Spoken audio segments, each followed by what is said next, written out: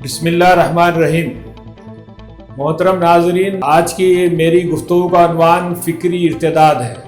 یا پھر اگر میں اس کو دوسرے الفاظ میں برین واش یا پھر جو ہے تنظیف العقل عربی میں کہتے ہیں، اس عنوان پر کچھ نکات آپ کے سامنے بیان کرنا چاہتا ہوں۔ حضرات اکرام، سارے ہندوستان کے اندر اس وقت ہندو بریگیڈ اور RSS کے مختلف ونگز جو ہے مسلمانوں کی عقل و فکر کو، ان کی نظر کو، ان کے کانسیپٹ کو مکمل طور پر بدلنے کے لیے کوشاں ہیں، اور اس کے لیے ہماری ہی اپنی اندر کی صفوں کے اندر ایک پراکسی وار اس وقت چھڑی ہوئی ہے، اور ذہنی و فکری جو ہے طور پر مسلمانوں کو یہ سمجھایا جا رہا ہے کہ RSS ایک ابھرتے ہوا چمکتا روشن آفتاب ہے، اور اس کی کرنیں جو ہم تک پہنچ رہی ہیں اس کو ایکسیپٹ کر لینا چاہیے اور اس کا اعتراف کرنا چاہیے۔ اب اس کو مختلف پلیٹ فارم اس کے لیے تیار کیے گئے، مختلف شخصیات کو اٹھایا گیا، اور اس طرح سے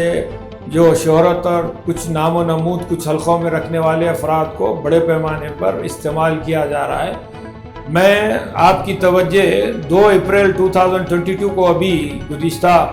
1.5 مہینہ پہلے جو دہلی کے اندر ایک بہت بڑا سیمینار امپار کا ہوا، اور آپ تو جانتے ہیں کہ امپار کے اندر بہت سارے ایسے نام نہاد دانشور انٹلیکچوئل شامل ہیں جن کا ایک زندگی کا بڑا حصہ حکومت کے بڑے عہدوں پر یا حکومت کے ساتھ گزرا ہے، اور وہ بہت زیادہ آزادانہ خیالات رکھنے والے اور بہت ہی زیادہ فکری اور ذہنی اعتبار سے ان کے دین اور اسلام کی وابستگی بڑی کمزور رہی ہے۔ اور اسی طرح سے ایسے افراد اور ایسے دانشوران نام نہاد جن کے فیملیز نے انٹر کاسٹ میرجز کی ہیں، ان کی بھی ایک بڑی تعداد ایسے گروپس کے اندر پائی جاتی ہے۔ اور تیسرے وہ لوگ ہیں جو اپنے آپ کو صوفی سنت کہتے ہیں، اور صوفیزم کے نام پر یا پھر آپ کے خانقاہی نظام کے نام پر وہ بھی میدان کے اندر اتر آئے ہیں RSS کی اور ہندوتوا کی فکر کو عام کرنے کے لیے۔ بہرحال میں آج آپ کو جو ہے تعارف کرانا چاہتا ہوں، اس طرح سے سیمینار، سمپوزیمز اور کتابوں کی اشاعت کے ذریعے مکمل طور پر مسلمانوں کا زعفرانی ذہن بنانے کے لیے بڑے پیمانے پر اس وقت انویسٹمنٹ اور پیسہ آ رہا ہے، اور لوگ تیار ہو رہے ہیں، اور یہ ملعون قسم کا، خبیث قسم کا کام بعض حضرات نے اپنے ذمے لے لیا ہے، وہ اس میں لگے ہوئے ہیں۔ میری مراد یہ ہے کہ آپ ایک بہت مشہور کتاب حال ہی میں آئی ہے جس کا نام میٹنگز آف دی مائنڈ ہے، تو یہ کتاب ڈاکٹر خواجہ افتخار احمد صاحب نے لکھی ہے، جو تقریباً 380 پیج پر مشتمل ہے۔ ڈاکٹر افتخار صاحب کا تعارف کیا کرائیں، یہ تو نرسمہا راؤ صاحب کے زمانے میں جو وزیر اعظم کے سیکریٹریٹ کے اندر بحیثیت ایک سیکریٹری کے اپنی جو ہے سروسز انہوں نے کمپلیٹ کی اور وہیں سے ریٹائرڈ ہوئے۔ ان کی کتاب کو اگر آپ صفحہ بر صفحہ پڑھیں گے تو ایسا لگتا ہے کہ ہر صفحے پر RSS اور ہندو بریگیڈ کی اتنی تعریف ہے،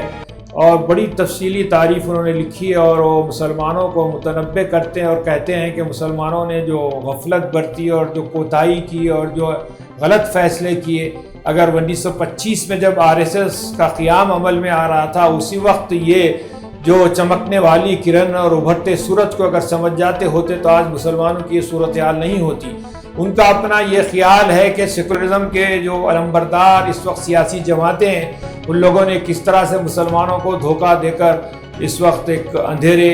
اور گڑھے میں ڈھکیلا ہے، اور آج ذلت اور رسوائی کی سب سے بڑی وجہ RSS نہیں ہے، بلکہ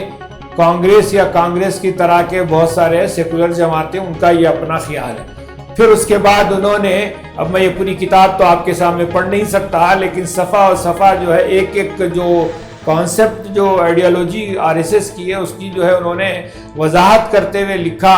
کہ بابری مسجد کا مسئلہ ہے، اس پہ وہ لکھتے ہیں کہ جب انہوں نے مطالبہ کیا تھا تو مسلمانوں کا ایک کام تھا کہ وہ فوری بابری مسجد انہیں حوالے کر دیتے۔ وہ اذان کے مسئلے پہ لکھتے ہیں اور فسادات کے مسئلے پہ لکھتے ہیں، یعنی انہوں نے ایک ایک عنوان کو لے کر بڑی وضاحت کے ساتھ RSS کی تائید میں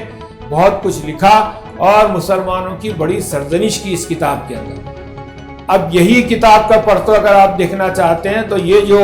2 اپریل کا جو سیمینار ہوا تھا، اس میں بھی خواجہ افتخار صاحب نے خطاب کیا، اور زبردست ان کے خطاب پہ تھالیاں بجی، اور انہوں نے ابتدا سے لے کے آخر تک مسلمانوں کی گوشمالی کی اور زبردست مسلمانوں کی قیادت کی اور مسلمانوں کے علماء اکرام اور دانشوروں کی بہت کڑی ان کے اوپر تنقید کی اور مذمت کی۔ تو اس طرح سے اور بھی بہت ساری شخصیات ہیں جن کو ہم انشاءاللہ آئندہ آپ کے سامنے لائیں گے، جو فکری ارتداد کا شکار ہوئے ہیں، جنہیں یہ پتہ نہیں ہے کہ حق کیا ہے باطل کیا ہے، جنہیں پتہ نہیں ہے کہ خیر کیا ہے شر کیا ہے، جنہیں پتہ نہیں ہے کہ ظلم کیا ہے اور مظلوم کون ہے۔ یہ ظالم اور مظلوم کی صفوں کو میٹ کر ظالم و مظلوم کو ایک صف میں کھڑا کر کے بتاتے ہیں اور اسی کو سمجھانا چاہتے ہیں۔ اور انہوں نے آپ کو انتہائی جو ہے افسوس ہوگا کہ ایک ایسا سینئر موسٹ مسلمان دانشور جو ہائی لیول تک اپنا سروس دے چکا ہے،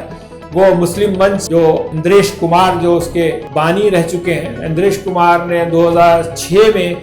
مسلم منچ کے نام سے ایک RSS کی مسلم ونگ قائم کی۔ آپ تو جانتے ہیں کہ اندریش کمار کون ہے۔ یہ 2 ہندوستان کے بڑے بم بلاسٹوں کے اندر نمبر 1 ملزم ہے اور اس کے نام پر بہت بڑے بڑے کرمنل کیسز تھے۔ وہ شخص ہے جو آج مسلم منچ کی قیادت کر رہا ہے،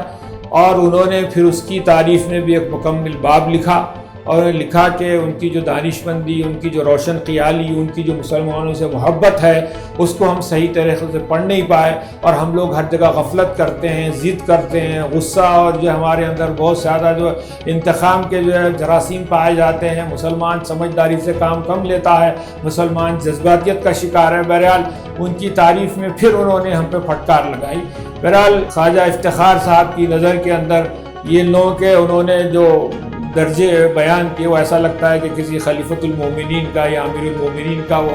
وہ خزیہ پڑھ رہے ہیں یا ان کا جو ہے قصے بیان کر رہے ہیں۔ اسی طرح سے اور دوسرے بھی جو بہت سارے آئیڈیالوگ ہیں۔ اور اس دن جب 2 اپریل کی جو میں بات کر رہا ہوں، جو امپار کا جو سیمینار تھا بہت مشہور ہوا، اس سیمینار کے اندر جناب ظفر الاسلام خان صاحب، بل مولانا وحید الدین خان صاحب جو سابق میں مائنارٹی کمیشن دہلی کے چیئرمین رہ چکے ہیں، اور ان کی بڑی گراں قدر خدمات مسلمانوں کے لیے ہے۔ سب سے بڑی خدمت میں جو سمجھتا ہوں